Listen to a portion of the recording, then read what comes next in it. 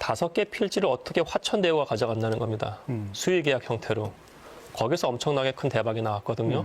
그다음에 문제는 이게 왜 공공에서 거기에 대한 사익을 추구하는 거에 대한 제약이 못 걸어졌냐에 대한 겁니다.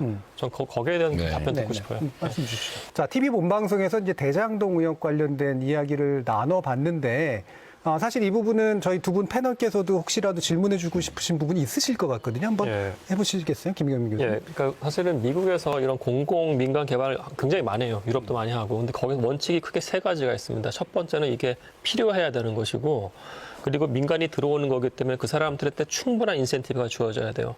근데 3번째가 뭐냐면 지나쳐서는 안 돼요. 그렇죠. 예. 근데 이 부분에는 말씀하신 것처럼 필요했을 것 같아요. 들어보니까요.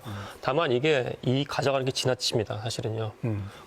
후보자님께 아시겠습니다만은 성남시가 5,503억 가져갔고요. 성남액들 배당금 5,900억 정에서 화천대유가 4,040억 가져갔어요. 이건 엄청난 거고. 다만 저는 그것도 인정해요. 이 개발을 통해서 성남시가 결합 개발을 해가지고 원도심에 공원 집어넣은 거하고 대장동에서 임대 아파트 진 것도 충분한 거라고 저는 생각을 해요. 공공 측면에서. 다만 여기서의 문제점, 제가 바라본 문제점은 뭐냐면은 5개 필지를 어떻게 화천대유가 가져간다는 겁니다. 수의계약 형태로. 거기서 엄청나게 큰 대박이 나왔거든요. 그다음에 문제는 이게 왜 공공에서 거기에 대한 사익을 추구하는 거에 대한 제약이 못 걸어졌냐에 대한 겁니다. 전 거기에 대한 답변 듣고 싶어요. 말씀 주시죠. 이게 전에 국정감사 때 한참 얘기했던 건데, 일단은 택지 개발 사업하고 주택 분양 사업은 다른 거예요. 주택 분양 사업은 우리하고 관계가 없죠. LH가 어딘가 대규모 신도시 개발하면 택지 분양하잖아요. 그럼 택지 분양받은 건설회사가 분양해서 이익 본 거를 그 택지 개발 회사가 책임지지는 않죠. 그건 구별할 필요가 있다. 두 번째, 누군가는 그 택지를 개발하게 됩니다. 근데 이게 반드시 이 감정 가격이 분양하게 돼 있어요. 그러니까 누군가는, 예를 들면 그 회사 아니더라도 누군가는 하죠. 근데 왜 그 회사가 했냐? 그거는 국민의힘이 그렇게 할 수 있도록 법을 만들었어요. 그때쯤에. 국민의힘이 일부러 만든 거예요. 왜냐하면 투자자들이 자기들이 그 땅을 다 할 수 있게. 다 할 수도 있어요. 그걸 막을 수는 없죠. 법이 허용하니까. 그리고 그거를 택지 개발한 회사가 하느냐, 택지 개발 회사에서 그 매수한 측이 하느냐, 또 차이가 없죠. 똑같죠. 그걸 특혜라고 할 수는 없지 않습니까? 어차피 똑같은 가격으로 사는 거니까. 그 다음에 이게 이제 사후의 우연적 사정을 가지고 자꾸 문제를 삼는데, 당시에 이 개발 사업을 시행할 당시에는 예정 이익이 6,200억이었어요. 우리가 4,400억 정도를 받게 돼 있었기 때문에 우리가 70% 정도 환수한 거예요. 근데 그 후에 땅값이 올랐죠. 땅값이 오를 걸 누가 예상할 수 있습니까? 그럼 땅값이 떨어졌으면 어떻게 됐냐? 아니요, 그러니까 그거 잠깐만. 맞아. 예. 그래서 땅값이 올라서 한 4천억 정도. 그 사람들이 원래 1,800억 정도 수익 예상이었는데 한 4천억 조금 넘게 배당이 된 거죠. 투자금은 1조 5천억이었고요. 그 기간은 한 7, 8년 정도. 근데 그것도 한번 판단해 볼 필요가 있고, 그 안에서 왜 특정 소수 투자자가 많이 가졌냐? 그건 우리가 알 수 없죠. 그거 우리가 정하는 게 아니지 않습니까? 투자자 내부의 지분 문제인데.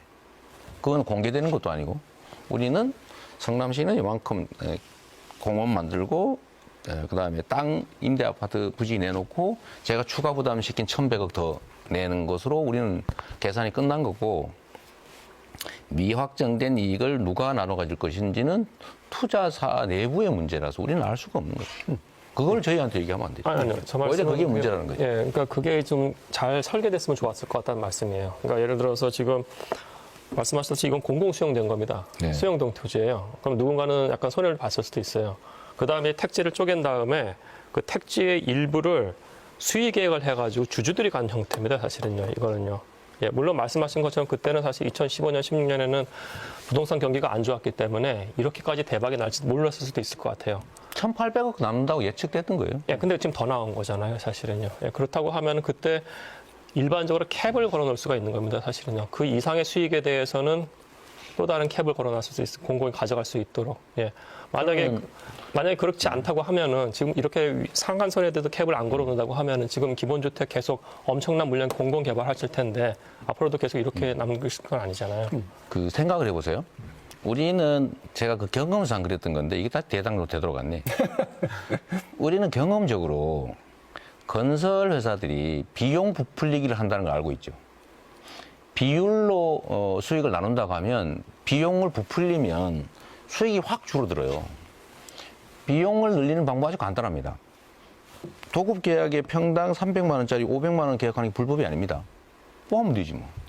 돈을 빌릴 때 이자 연간 30% 받아도 문제 없어요. 다 그렇게 합니다. 그러면 이익이 거의 사라져버려요. 그래서 그 비율로 정하면 안 되겠다고 하는 게 제 경험이었고 위례에서 한번 해봤기 때문에 위례는 1,200억 남는다고 했는데요. 마지막에 300억 남는다고 저희가 150억 받았어요. 줄어서. 분양가는 평당 200만 원이 올랐는데도 예정보다. 그런 상황이라서 제가 고정적으로 최대치를 받으라고 지시를 했던 게 제가 지시하는 거의 전부인데 그때 당시는 예정된 이익에 최대치를 받은 거예요. 집값이, 땅값이 오를지 내릴지 어떻게 합니까? 그것도 다 계산이 들어가 있잖아요. 만약 그래서, 그러면 예상과 다르게 땅값이 오를 경우에 나누자. 이러면 상대는 그럼 뭐라고 그러겠어요? 그러면 땅값이 떨어질 경우에 손실도 부담하자 그러겠죠. 그렇죠. 그 불안정성을 우리는 갖지 않는다. 그리고 또 한 가지는 이미 공고에 이렇게 해서 고정적으로 한다고 최대치를 확보한다고 나갔는데 협상하다가 갑자기 내용이 없던 거 추가 부담하자 그래서 그쪽이 응하면 그쪽이 배임죄가 되겠죠. 예정이 없던 부담을 하게 되니까. 그러니까 그런 게 다 전에 국정감사 때 야당이 했던 얘기인데 저로서는 도저히 납득이 안 되더라고요. 사실 제가 이제 그 TV 토론, 라디오 토론 다 진행하는데 네. 한참 많이 했던 토론 내용 맞습니다. 이거 막 기지감이 좀 들어가지고 네. 다음 질문으로 좀 이어갈 텐데요. 아마 여기 계신 시민 농객들께서도 묻고 싶은 질문이신 것 같고 아까 부동산 문제하고도 약간 좀 연관성이 있습니다. 대장동 개발에 관련된 건데요. 네. 뭐 물론 지금까지 후보자께서 이 문제에 대해서 많이 답변도 하셨고 네. 사실 이 부분을 피하지 않고 또 받고 계시기도 하기 때문에 이게 새로운 사실에 관련된 이야기라기보다는 이 부분에 대한 우리 이해가 어떻게 돼야 되는가라는 쪽에 좀 더 가까운 그런 질문인데요. 핵심은 이겁니다. 어떤 부분은 일부 수사로 넘어가 있긴 합니다만 상당히 답변하셨다라고 생각하시는 부분도 있지만 왜 많은 분들은 또 아직도 이 부분에서 미심쩍어할까, 의구심을 느끼고 있을까? 그 본질은 뭘까? 어떻게 생각하세요? 워낙 이해관계가 큰 일에 제가 외면하지 않고 개입했기 때문입니다. 국민의힘은 민간 개발 시켜서 100% 개발 이익 민간업자가 다 갖게 하라고 하는 입장이에요. 지금도 그렇습니다. 아닌 척하지요. 공공개발 이익 환수하자고 하니까 말로는 발의해놓고 반대해요. 통과가 안 됩니다. 이 대장동 개발도 LH가 공공개발하고 있는데 국민의힘 측이 그 뇌물 받아가지고 LH공사 압력 넣어가지고 포기시켰잖아요. 그 사이에 이 민간업자들이 저축은행에서 돈 빌려가지고 땅 다 사놨거든요. 뭘 믿고 샀겠습니까? 이제 이 부정 대출을 봐줬다고 의심받는 분이 윤석열 후보죠. 제가 다시 시장이 되면서 제가 공공개발을 결정하니까 제가 얼마나 미웠겠어요. 4년 동안 일 못하게 공공개발 못하게 막아가지고 결국 포기하느냐, 민간의 일부라도 이익을 나눠주고 공공이익을 환수하느냐, 제가 그래서 결단을 한 거죠. 최대치로 환수하고 사업을 한다. 내가 안 하면 결국은 다른 시장이 들어오면 민간개발을 할 거니까. 또는 민간개발을 허가해주면 제가 아무 문제가 없죠. 허가해주면 되잖아요. 모든 시장, 군수, 도지사가 다 허가해주고 있으니까 민간개발하라고. 제가 거의 유일한 첫 사례입니다. 안 된다. 개발이익이 너무 많으니까 공공에서 환수해야 된다. 100% 공공이 갖자는 게 제 원칙적인 입장이었는데 그걸 방해하고 저지해서 결국 민간의 개발 이익을 준 게 국민의힘이고 국민의힘 관련자들이 거기서 50억, 100억, 뭐 몇 억씩 받았잖아요. 다 드러난 거 아닙니까? 근데 왜 저를 의심합니까? 제가 70%를 환수하도록 했고 허가해주고 난 다음에도 너무 많다 이거 해서 제가 1,100억을 또 추가 부담시켰어요. 이게 이제 그 부당결부 금지라고 인허가권 행사하면서 이렇게 자꾸 이렇게 더 받으면 무효라고 하는 판결이 있어서 제가 각서 소송하지 않는다. 이것까지 받아가면서 제가 1,100억을 더 환수했습니다. 사실 저를 의심할 이유는 없죠. 제가 국민들께 죄송한 부분이 있죠. 저도 정치인의 일원이기 때문에 저 사람이 막아서 못했습니다. 막아서 요것밖에 해서 못했습니다. 막아서 100% 환수 못했습니다는 변명이죠. 국민들이 소외감 느끼고 박탈감 느끼는데 제가 죄송하다. 제가 다 원하는 기대하는 만큼 못해서 죄송하다고 말씀드리지만 이 환수 자체를 막았던 성남시의회 정말 4년 동안 난리였습니다. 이거 못하게 하려고.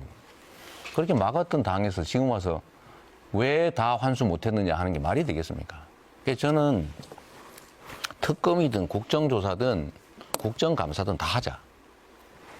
지금도 지금 검찰이 이상한 자료 흘리면서 저를 자꾸 이상한 사람으로 만들고 있지 않습니까? 그래서 저는 4개월 동안 수사당했는데 그래도 계속 야당에서 자꾸 뭐라고 문제 삼잖아요. 그래서 다 조사해보자. 대신에 나만 하지 말고 여기 관계된 거 다 하자. 대출은 왜 봐줬는지, 왜 묵인했는지, 대체 돈을 나눠 가진 사람들 누군지, 그 돈 다 어디다 썼는지, 왜 국민의힘은 LH한테 압력 넣어서 포기시켰는지, 왜 성남시 의회 동원해서 성남시 공공개발 못하게 막았는지, 왜 하나은행은 대체 7천억이나 투자하면서 자기들은 배당을 안 받아갔는지, 이 종잣돈을 누가 냈는지 이런 걸 조사하자. 그리고 특검은 공정하게 임명을 해야지 자기들이 임명하는 사람을 특검 시켜가지고 나하고 관계된 부분만 조사하자라고 하는 게 말이 되겠습니까? 이건 결국 안 하겠다는 것이거든요. 그래서 받아들일 수 없는 불가능한 조건을 제시한 다음에 거기 연결시켜가지고 특검을 받으면 토론을 받겠다. 둘 다 안 하겠다는 뜻이었죠. 뭐 최근에 바뀌긴 했지만 결국은 이건 정략의 그 영역에 있는 문제고요. 저로서는 4개월 넘게 수사당했는데 좀 빨리 깨끗하게 좀 했으면 좋겠어요.